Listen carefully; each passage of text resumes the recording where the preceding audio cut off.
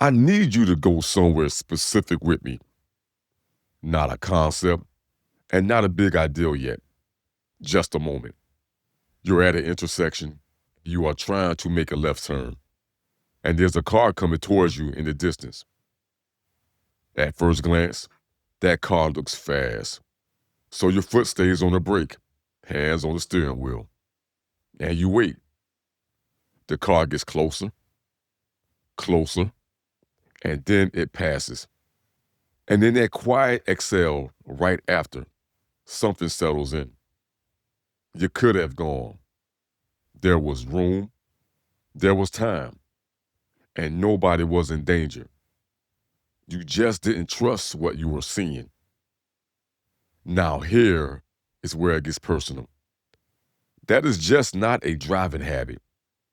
For a lot of people, that is their whole life. Sitting at intersections, watching moments approach, gripping the brake, and telling themselves the timing isn't right, while life keeps moving through the intersection without them. Welcome to Articulated Illustration, where we see things from unusual angles. I'm your host, Dwayne Richardson Sr. This podcast is sponsored by me. But if you want to invest in purpose and build something together, let's make it happen.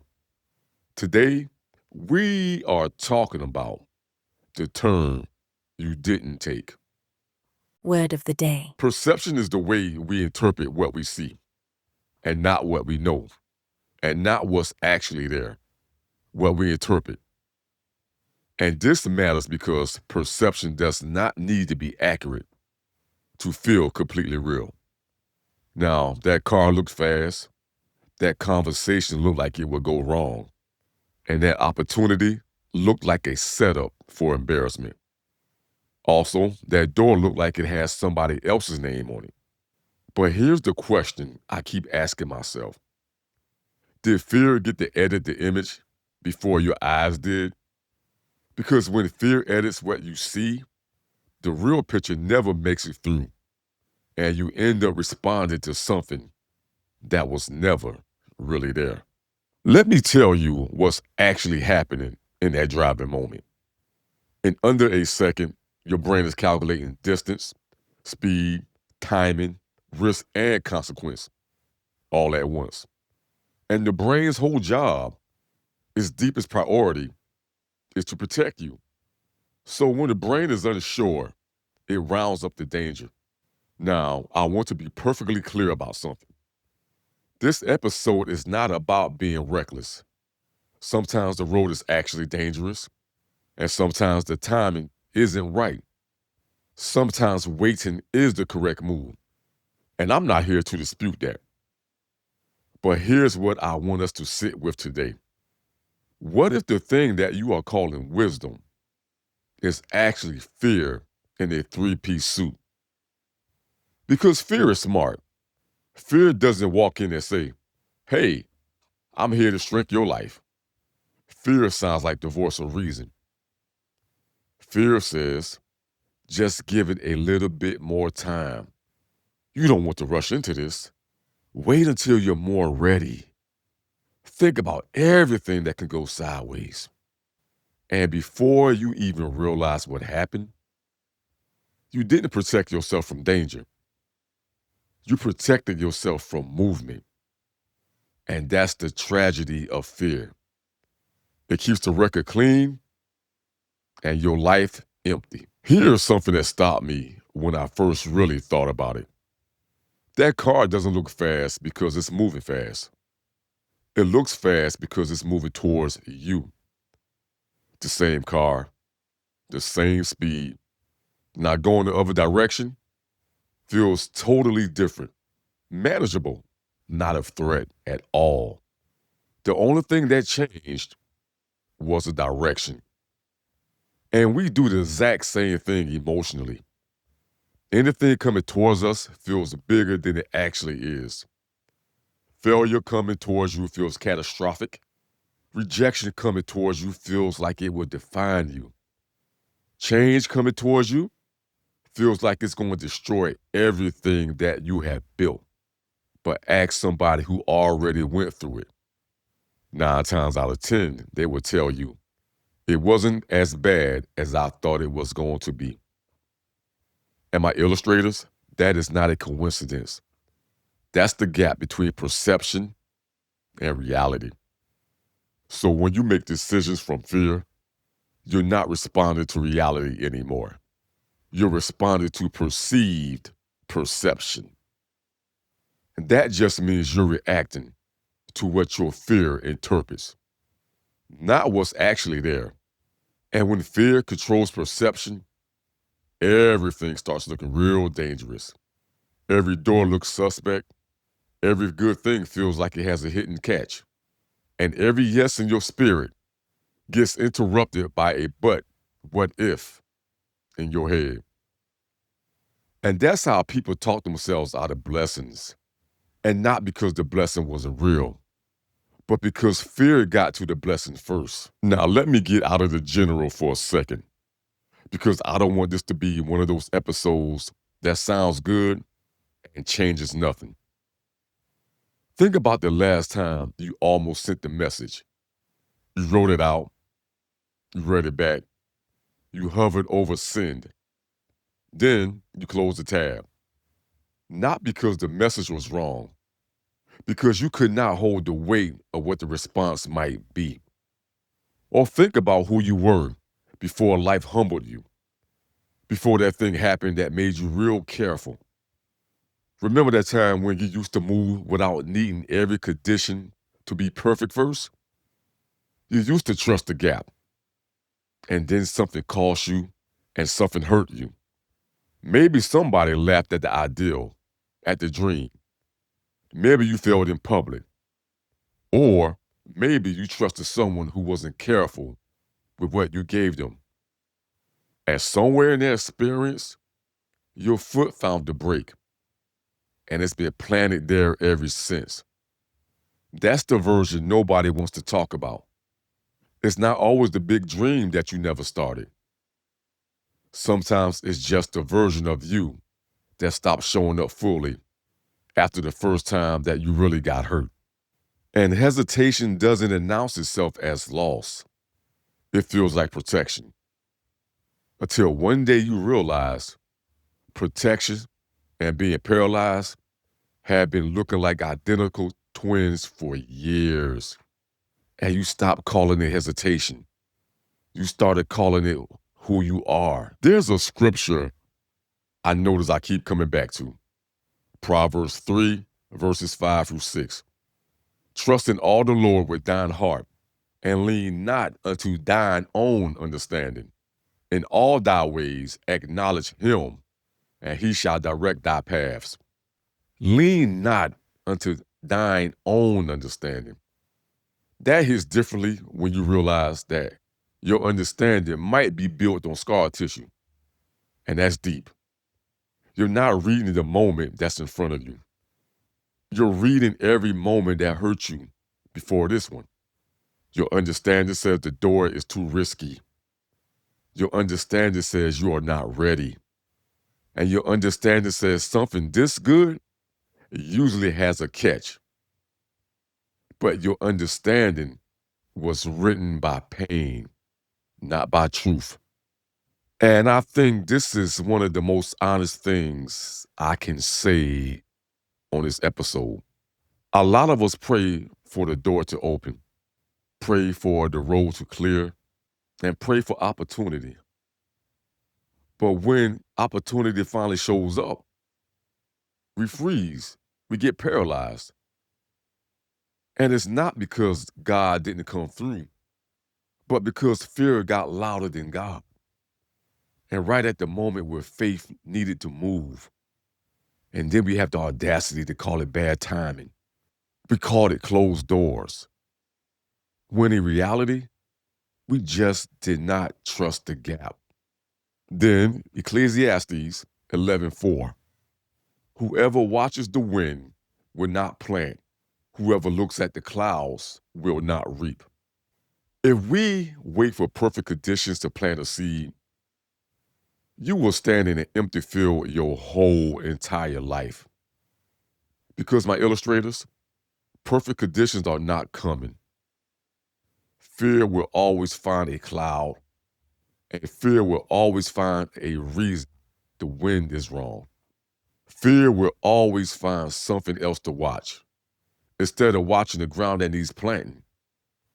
And here's the kind of person this creates: someone who knows a lot, reads a lot, stepping on my own toes right now, researches everything, watches everybody else move, but has nothing growing.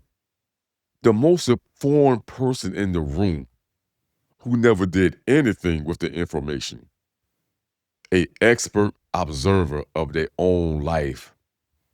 And this is why I always say this, and I know I may get some friction against this.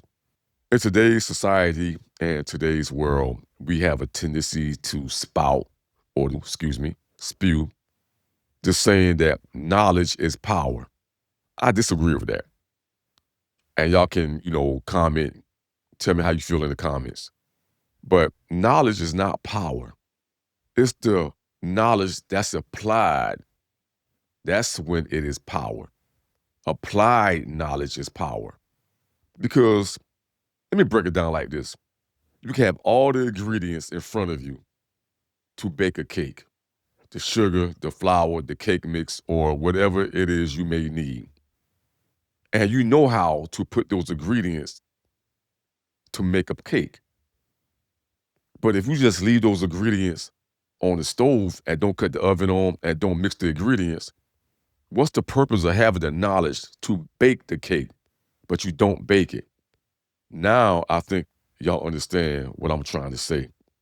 So let's get out of that saying that knowledge is power. Let's start using applied knowledge is power. Here is today's articulated illustration. Put two people at the same intersection, same road, same car, same moment, same opening. Now, one person sees danger and waits. The other person sees enough room and turns.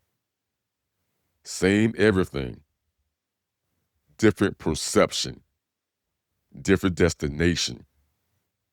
And that's the illustration. Life is not just about what appears in front of you. Life is about what you decide that it means when it appears right in front of you. Because interpretation shapes movement. Now, if every door looks suspect to you, of course, you would never walk through one. And if every uncomfortable beginning feels like a warning sign, you would never begin. Simple and plain. If every gap looks like not enough, you will always find a reason to stay apart. And here's the part that makes this difficult to recognize. It truly looks responsible. Waiting looks wise. Hesitation looks mature. And stillness looks patient until years pass. And then you realize it was never wisdom. It was fear with a better vocabulary than yours. That hurts people. But let's keep it real. It is what it is. Now, here's the trap that nobody names out loud. Overthinking feels like work. Your mind is constantly moving, analyzing, a lot of times overanalyzing, weighing options, running multiple scenarios, preparing like you're Batman. And because your brain is active, you feel productive. But spinning your wheels mentally is still being parked, my illustrators. The engine's running, you just haven't moved. And some of us have spent so long in analysis that we confused it with action.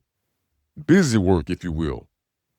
We think we've been working on a dream because we've been thinking about the dream.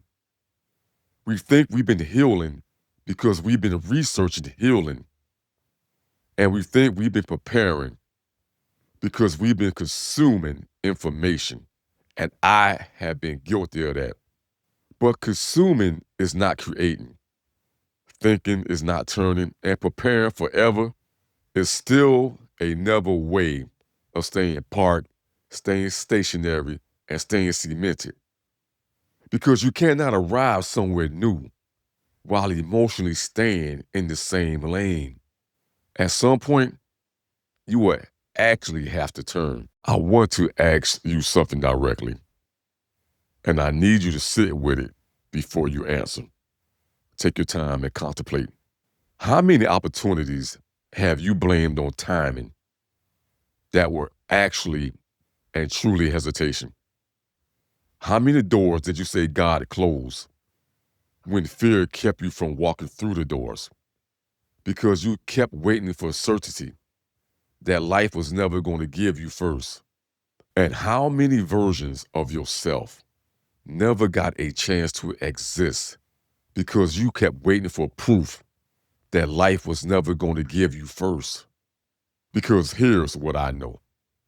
Sometimes the thing that feels like it's moving too fast towards you isn't the opportunity that's moving real fast towards you. It's fear, racing ahead of reality, editing the image that you see, exaggerating the speed, and blocking the turn before you ever had a real chance to see clearly. Maybe the opening was real. Maybe the gap was enough. Maybe it was always enough. And perception was the only thing making it look otherwise. Perception is the key, my friends. You act on what you see, on what you think you see. So the next time life gives you an opening, before you talk yourself out of it, I want you to ask yourself 3 honest questions. And this pertains to me too, because I'm dealing with a situation that I need to handle. Am I reading this moment, or am I reading my past? Is this actually dangerous, or does it just feel dangerous because it's moving towards me? And is this wisdom talking right now, or is this fear with enhanced vocabulary? Because some people are not waiting on opportunity. And this is the sad part that hurts. Opportunity is already waiting on them. Some people are not blocked, my friends. They're hesitant. And some people are not out of time. They just keep letting fear spin it. The car may not be moving as fast as you think. The moment may be not as dangerous as it feels. And the turn that you've been afraid to take may have already had enough room for you the whole time. And that's today's illustration. If this hit you today, like, share, subscribe, and download the podcast. And please send this to somebody who's been parked too long. They probably need to hear it more than they are ready to admit. Always remember to do what's absolutely necessary every day and keep illustrating your life. Why? Because it's your dream, your vision. Keep the pen in your hand and get out of that parked space. Make it happen.